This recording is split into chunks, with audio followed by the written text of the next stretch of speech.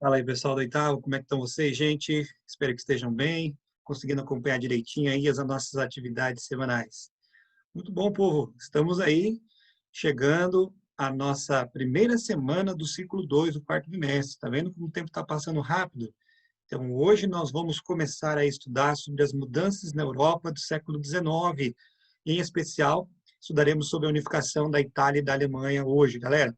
Quero compartilhar com vocês o material que eu preparei em PowerPoint com carinho para ajudar a gente aí em nossa aula, tá bom?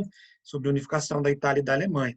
Mas antes, lembramos sempre as nossas obrigações semanais. Quais são? Assistir a videoaula, depois façam as leituras na página 144 a 147 do capítulo 11 e peço para vocês fazerem as atividades nas páginas 148 e 149, também do capítulo 11. Qualquer dúvida, galera, me procura no fórum ou na sala virtual, tá certo? E gostaria da participação de vocês. Lá, participando do fórum, respondendo a sua pergunta, você já tem a sua nota e também pode colocar suas dúvidas que tenham na matéria lá no fórum, certo? Sala virtual, a gente bate um papinho, acrescento também materiais novos aí para ajudar no conhecimento de vocês. Bom, então vamos lá, quarta-feira, gostaria de ter vocês lá. Gente, vamos em frente aí. Vamos falar sobre essas mudanças na Europa. Então, essas mudanças, tiveram alguns fatores que realmente influenciaram essas mudanças. Quais seriam? A herança napoleônica, os ideais da Revolução Francesa e também a Revolução Industrial e suas consequências. Todos esses fatores vão levar a ocorrer na Europa diversos levantes entre as décadas de 1820 a 1850. Um dos mais importantes nesse processo revolucionário foi um dos anos mais importantes nesse processo revolucionário foi o ano de 1848, época em que aconteceram vários eventos conhecidos, várias revoluções liberais, conhecidas como a Primavera dos Povos. Essas revoluções levaram à independência de diversos países, como também a melhorias na qualidade de vida de muitos países da Europa. Então, ele ficou conhecido como Primavera dos Povos. A Primavera dos Povos ela vai se originar, entre outros fatores, da insatisfação das classes menos favorecidas, da sociedade, e incentivadas por esses dois ideários aqui, gente. E guardem isso, os ideais liberais e nacionalistas. Mas, professor, eu não sei o que é isso, o que é liberalismo e o que é nacionalismo. Opa, vamos explicar para vocês agora. E aí está nesse quadro para vocês. O liberalismo e o nacionalismo. Liberalismo é um ideal, que prega no setor econômico a defesa da propriedade privada. Então, são ideais, gente, tá certo? São pensamentos políticos, também econômicos, no caso aqui do nosso liberalismo, e até religioso. Bom, na questão econômica, eles então vão incentivar a defesa da propriedade privada e do livre comércio sem a intervenção do Estado. O próprio comércio regula as questões relacionadas à economia, tá bom? Então, não há, na ideia do liberalismo, não pode haver a intervenção do Estado na economia, certo? Bom, na questão política, como é que nós vemos o liberalismo? É a valorização da liberdade individual, a divisão dos poderes em três poderes, herança do iluminismo, bom, constitucionalidade, sempre prezando pela prática da Constituição vigente e representatividade popular, um governo onde haja uma representatividade popular. Na linha religiosa, nós vamos ver que os países que adotam o ideal liberalista eram aqueles que queriam liberdade de religião para todos, onde você pode expressar a sua religião da forma como quiser. Bom, e o nacionalismo, o que seria isso? O nacionalismo é um conjunto de ideias que defendem a formação de novos estados baseados especialmente em princípios étnicos e culturais, onde as pessoas pertencentes a essa mesma etnia, a mesma cultura, formam uma nação, certo? Então, isso seria o nacionalismo. Alguns exemplos de países nacionalistas ali nós temos a Grécia, a Bélgica, a Itália e a Alemanha neste período. Esses movimentos que vão acontecer são baseados no liberalismo e também no nacionalismo. E entre eles, nós temos justamente o assunto de nossa aula principal de hoje, que é a unificação da Alemanha e da Itália. Chamada de unificações tardias. Por que unificações tardias? Porque outras nações da Europa já haviam formado seu Estado Nacional no século XVI, como Portugal, Espanha, no século XV, e no século XVI, França e Inglaterra. Agora, bem para frente, 300 anos depois, aproximadamente, a Itália e a Alemanha formarão esses estados nacionais através de uma unificação. A Itália é interessante. A Itália era um conjunto de estados independentes, reinos, ducados e outras divisões políticas ali, e a maior parte sob domínio austríaco, domínio estrangeiro. O único estado que não possuía a dominação estrangeira e era totalmente independente era o estado da Piemonte-Sardenha, um estado industrializado até, inclusive naquele momento que ficava no norte da Itália. Dentro desse momento de unificação da Itália, nós vamos ver, por exemplo, um dos principais nomes, Giuseppe Mazzini, que diz o seguinte: nós falamos a mesma língua, temos as mesmas crenças, os mesmos costumes, os mesmos hábitos, temos a mesma bandeira, não temos bandeira, nem nome político, nem posição entre as nações europeias. Então, apesar de falar a mesma língua, ter as mesmas crenças, os mesmos costumes, os mesmos hábitos, ainda não possuíam uma única bandeira, também não tinham um nome político, nem posição entre as nações europeias. E é assim que se causa o desejo de formar uma nação italiana. Então, após algumas tentativas de unificação por parte especialmente da burguesia pró-república, nós vamos ver então um movimento se alastrando na Itália, que estava completamente fragmentada, né, desejando então essa unificação das suas línguas, unificação de todos esses estados em um só. Bom, então esse movimento vai ser liderado pelo reino industrializado, que era o reino de Piemonte-Sardenha, e de caráter liberal burguês. Sob a liderança do seu primeiro-ministro, acontecem os primeiros passos nessa unificação. O nome do primeiro-ministro do Piemonte-Sardenha era Camille Cavour, né?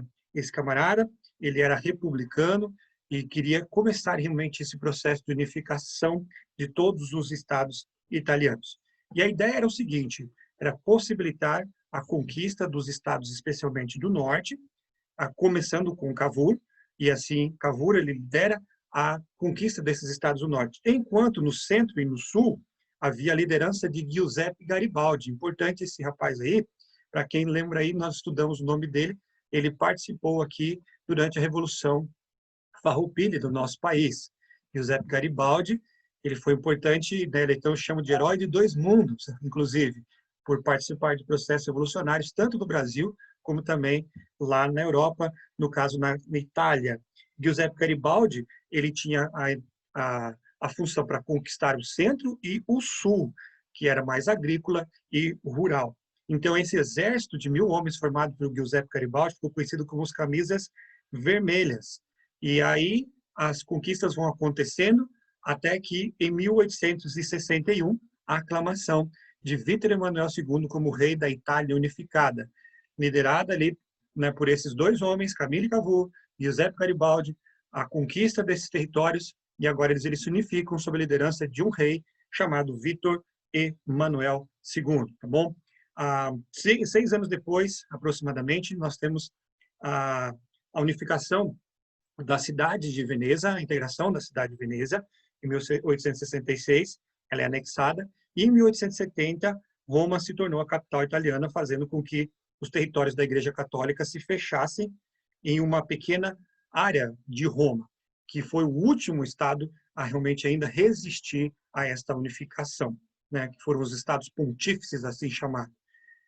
Itália completamente unificada. E agora a Alemanha. A Alemanha, a tentativa aqui da Alemanha é bem mais interessante. A Alemanha era muito mais importada do que a Itália. A Alemanha tinha 39 estados que faziam parte da Confederação Germânica, sob a liderança de 2 estados, Áustria e Prússia, que eram, assim, dominavam todos esses outros. Antes, nós vemos aqui que a Alemanha era feita de pequenas unidades políticas, sob a liderança da Áustria e da Prússia. O Sacro Império Romano Germânico era composto por 39 estados independentes e em 1815 foi criada a Confederação Germânica. Esses dois estados, a Áustria, ela era anti-unificação e queria manutenção de uma monarquia na região. Já a Prússia, ela era pró-unificação da Alemanha e ligada especialmente aos valores burgueses. Bom, então isso era a ideia de acontecer aqui dentro da Alemanha. Um dos primeiros passos e mais importantes passos dados nessa unificação da Alemanha foi uma política econômica chamada Zollverein, que era a União Alfandegária. Era uma união alfandegária. Ela vai eliminar todas as barreiras de alfandegárias, ou seja, de impostos diferentes, vão ter apenas um tipo de imposto entre todos esses estados alemães, com exceção daquele que não queria, que era a Áustria. Então, a criação da Zollverein, ela vai gerar o quê? A padronização de tarifas, desenvolvimento capitalista, extrativismo mineral, industrialização de base e também a geração de um sistema de transporte. Com isso, gente,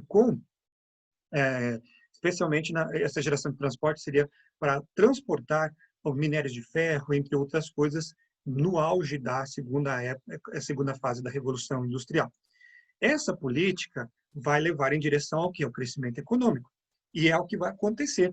Esse crescimento econômico, por sua vez, incentiva o surgimento de movimentos nacionais. Em especial, vai criar, então, laços entre esses países, entre esses estados que estavam independentes entre si, com desejo de unificação.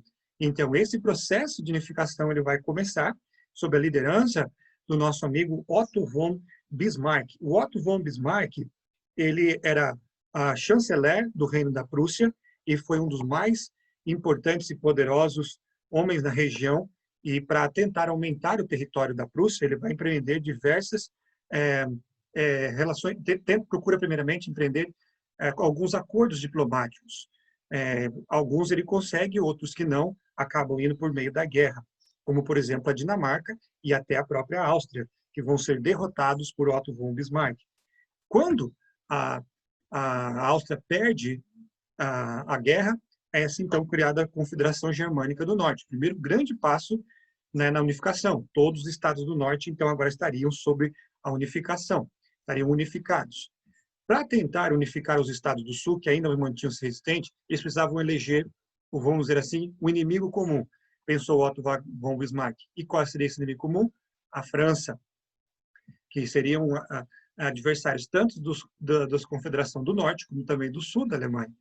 E eles conseguem. Então, declaram guerra contra a França e vão tomar a região onde hoje nós encontramos Alsácia e Lorena, com muitas fontes de carvão mineral, que nesse período aqui de Segunda Revolução Industrial, era muito importante mesmo. Então, agora, nós temos aí a formação direta do que nós conhecemos por Confederação Alemã, sem a presença da Áustria, unida a Confederação Germânica do Norte com a Confederação Germânica do Sul.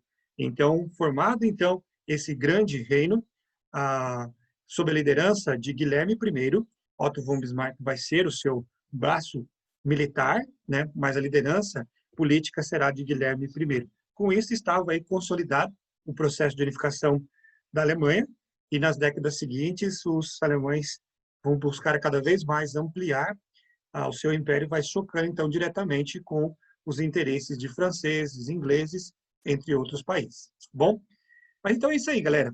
Aí estão as nossas referências bibliográficas.